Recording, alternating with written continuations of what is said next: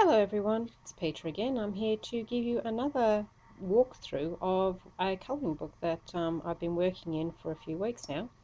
This one is Colour Me Calm, a very popular book in one of the Colour Me series by Lacey Mucklow, who did the Psyche bit, and Angela Porter, who did the Arty bit.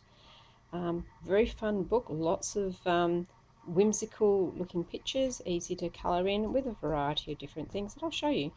Anyway, here we go. Now, one thing about this book is the binding. If I just turn it up, you can see it's kind of bound in a way that makes it very difficult to get it to lie flat. But as this book is only actually got the pictures on one side, I don't think it's really a big deal for me. So I'm just going to push it underneath my pencils there just to hold it down so you can actually see the pickies. Okay. Now, an interesting thing this book has is these little pre-coloured examples, which are very interesting. It sort of gives you a few ideas on adding a bit more creativity to your work. Now, the book is divided up into 6 chapters, and each chapter has a different theme, which is nice. So you can sort of go to a theme that appeals to you at the time and work on it. You got the introduction here by Lacey Mucklow, and a few little colouring tips. This is the first one, Mandalas. This is very beautifully coloured in with pencil. This is not my work, this is what is pre-printed in the book as an example. And a few more printed examples. And here you go. It's nice because the actual pre-printed example you've got here, you can now colour in here, and you can use the colours that are suggested there, or you could just come up with your own. Just going to center that a little bit more because on this side there's just this like light colored prints for decoration, so you don't have to worry about using markers in this book. If they bleed through, it doesn't matter. There's nothing on the other side that's important that you're going to ruin. If you do use markers, I suggest putting a piece of paper behind it, particularly if you're using alcohol based markers like Copic markers, which bleed through just about everything, and that will prevent any damage to the next page. Now I'm going to move reasonably quick through this because there is quite a lot of pages, and I want to try and keep the time of this video down. But you can see quite lovely whimsical mandala style work. Angela is a great artist. I've been following her blog for some time now. Now, as with the previous video, I have completed a few pieces in here. This is on the way to being completed. This was an experiment with Copic markers. As you can see, this paper takes the Copic markers quite nicely. It see if I can get in a little bit closer there. There you go. You can get a nice smooth result, a nice bit of blending. As I said, there will be bleed through. There always is with Copic markers. They're like Sharpies. They bleed through anything. So do have a piece of paper behind to protect your next piece of artwork from being partially coloured by what you've done on the piece of paper above it. I'm just working on this one for now. This was more of an experiment. I'll come back to it and complete it later on. There we go. We'll just flick through the mandalas and get to the next. I'm going to miss a few. Keep you in the dark a little bit, but basically they're all like this. They're all quite fun. Now if we go to the next section,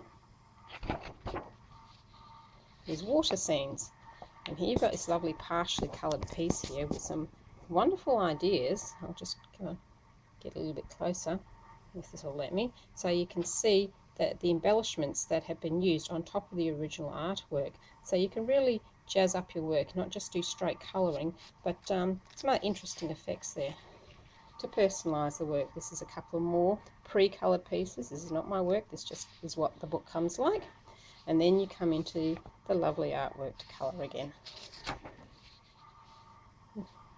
So I try and keep my shadow on my hand out of the way as much as possible so you can get an idea of what's in here. So these are all water-based scenes, and they include running water, or just the feel of water, the seashells and such. It's a bit of a jazzy look, but it's very fluid looking, so I guess you include it with the water. Same with this one. Yeah, there's some patterny type things, which are great because then you can just go nuts choosing your colours. I mean, you can go nuts choosing your colours with these kind of scenes as well. But, and speaking of which, here's an example. This is one I coloured earlier. This is coloured in with my other baby's favourite thing to colour in, which I'll show you now. And that is my Faber-Castell Polychromos sets. That's a 36 set, by the way, and I like to buy the smaller set and then add to it with the colours I actually want to use that I don't have in the set. Getting back to the artwork, and this was coloured with the Polychromos. Lots of layering here. I don't like just putting one colour down on an area. I like to put multiple colours down to create depth, and that's why you've got this lovely vibrant effect. Polychromos are excellent for layering. Yeah. It's a beautiful wave one, that's going to be fun to colour. And again, some semi-abstract ones. I think I've got another one in this section that I've coloured. I might come to it. There it is. Again, not quite so much layering in this one, but this is Polychromos, and I think that's worked out quite well too. A softer effect. Now we'll jump through to the next area. Almost finished that area actually. This is wooded scenes. Again, a few examples that are provided in the book, so you can have a look at, you know, give you a couple of ideas of how to go about your work. I think all of these examples more or less are coloured with pencil, which is great because this book takes pencil really quite well. A nice campfire scene, lots of potential there for interesting colours.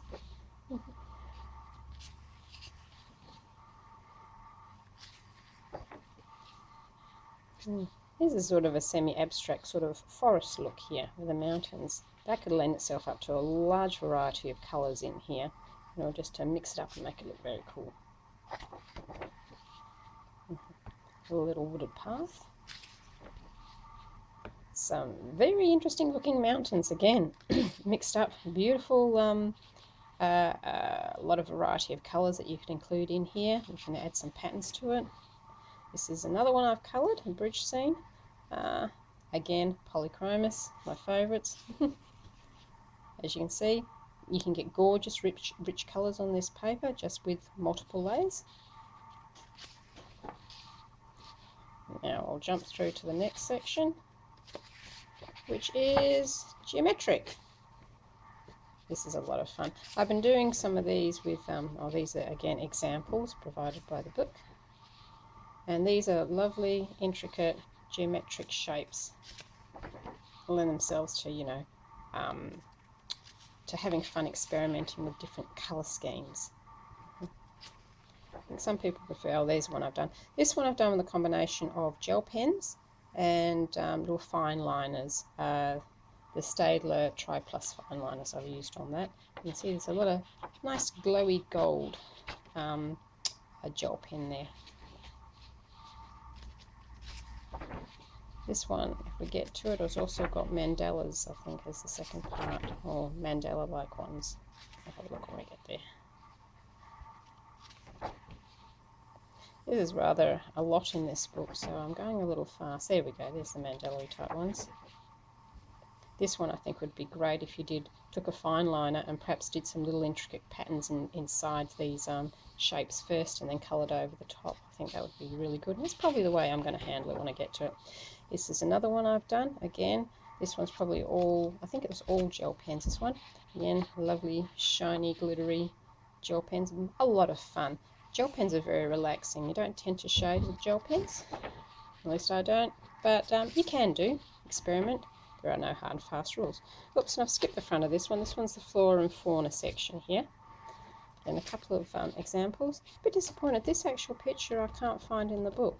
So, because that would have been a fun one to do. But on the other hand, there's plenty of great pictures.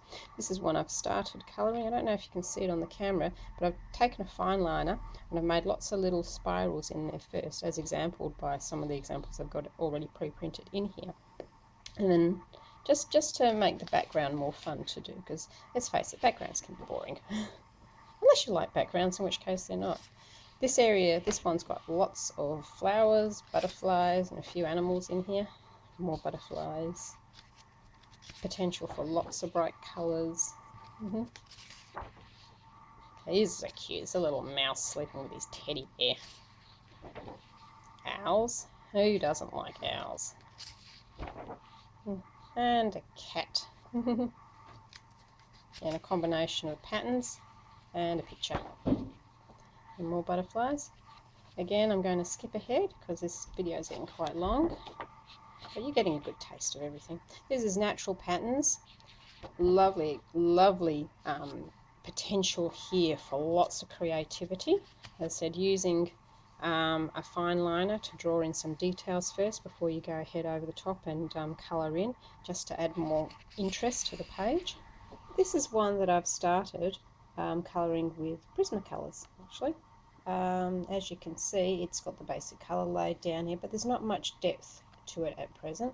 I'll be going over the top with other colours to just bring out all the depth and do some layering to complete it. Now here is a nice kind of leafy, feathery type page, a bit abstract. It can lend itself to a lot of different colours. There's a bit of a cloudy sort of look. The border you can play with too. There's quite a few of them have got interesting borders. A spirally sort of pattern. Now this is an interesting one. It's like a whole sort of like row of cells. I'm going to have a lot of fun playing with this one. Not quite sure how I'm going to do it yet, but plenty of time. Feathers for people who like feathers.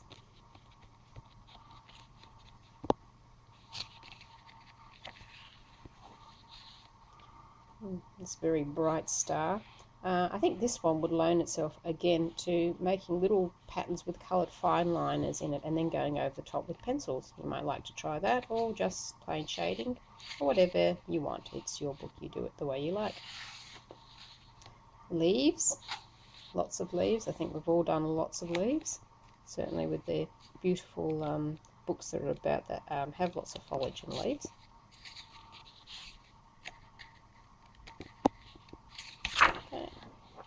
There's some interesting pod sort of structures here, seeds and pods or cells. Certainly loan themselves to a lot of fun. I'll just skip to the end of the book and show you one more feature. End of each chapter there's these blank pages which invite you to basically create something of your own from scratch.